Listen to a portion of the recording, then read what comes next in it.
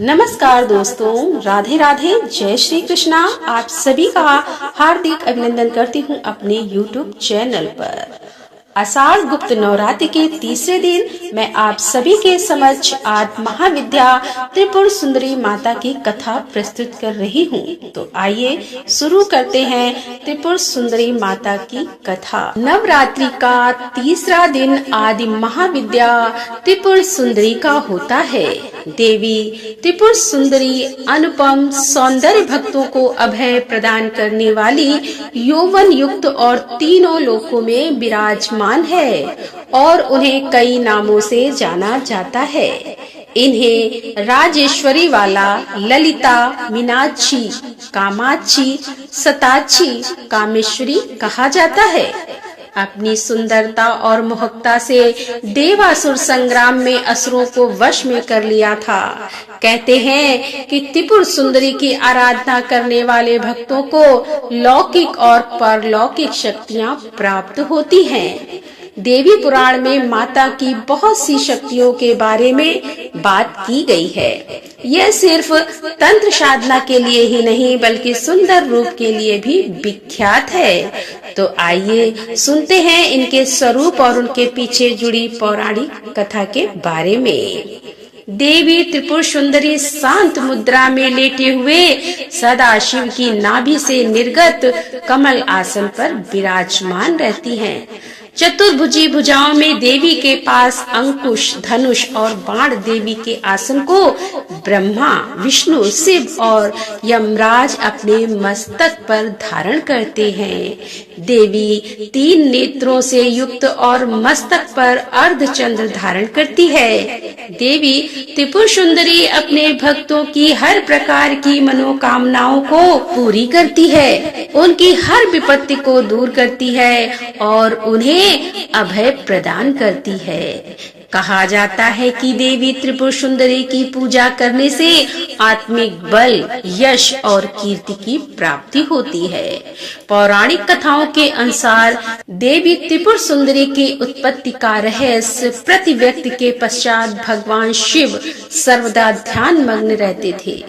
उन्होंने अपने संपूर्ण कर्म का परित्याग कर दिया था, जिसके कारण तीनों लोकों के संचालन में व्याधि उत्पन्न हो रही थी। उधर तारकासुर ब्रह्मा जी से वर प्राप्त किया था कि उसकी मृत्यु शिव जी के पुत्र द्वारा ही होगी, लेकिन समस्त देवताओं ने भगवान शिव को ध्यान से जगाने के लिए कामदेव और उनकी पत्नी रति देवी को कैलाश भेजा।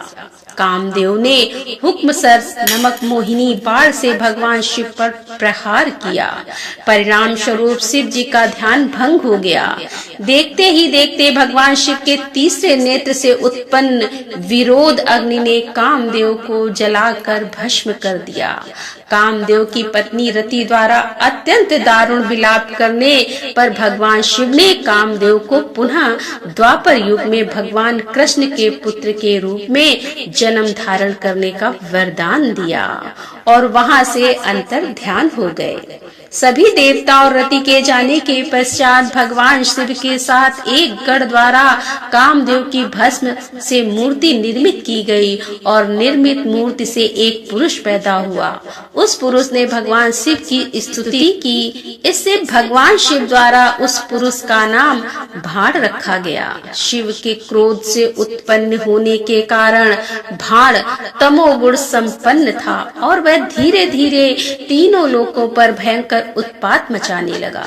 देवराज इंद्र के राज्य के समान ही भंडासुर ने स्वर्ग जैसे राज्य का निर्माण किया तथा राज करने लगा। तदंतर भंडासुर ने स्वर्ग लोक पर आक्रमण कर देवराज इंद्र और स्वर्ग राज्यों को चारों ओर से घेर लिया। वे इंद्र ने नारद मुनि की शरण में गए और इस समस्या के निवारण का उपाय पूछा। तब देवर्षि नारद ने आद्या शक्ति की यथाविधि अपने रक्त मांस से आराधना करने का परामर्श दिया। देवराज इंद्र ने देवी की आराधना की और देवी ने त्रिपुर सुंदरी स्वरूप में प्रकट होकर भंडासुर का वध कर दिया। देवराज पर कृपा की और समस्त देवताओं को भय मुक्त किया। तो दोस्तों इस वीडियो को लेकर आप नीचे कमेंट करके जरूर बताएं और अगर आपको हमारी आज की कथा अच्छी लगी है तो इसे लाइक करें और ज्यादा से ज्यादा लोगों तक शेयर करें। तो दोस्तों मिलते हैं अगले कथा के साथ, तब तक के लिए राधे राधे, जय श्री कृष्णा, हर हर महादेव, जय भोलेनाथ की।